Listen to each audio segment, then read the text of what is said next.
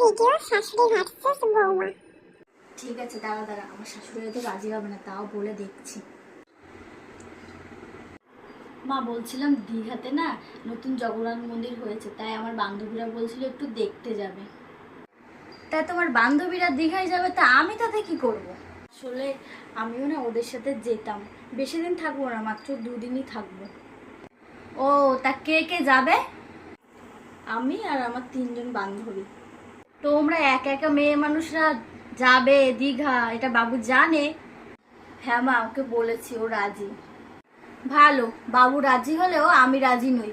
ওসব বিয়ের আগে বাপের বাড়ি যা করেছো করেছো, এখানে এসব চলবে না, যাও গিয়ে কাজ করো।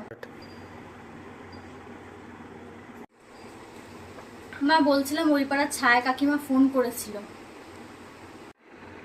ও, তা কি বলছে সে?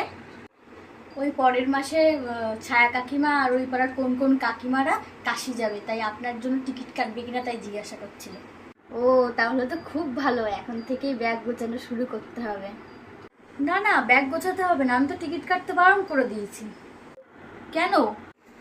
আসলে আপনারা একা একা মহিলারা যাবেন, তাছাড়া বাবা তো এখন অসুস্থ, উনিও যেতে পারবেন না।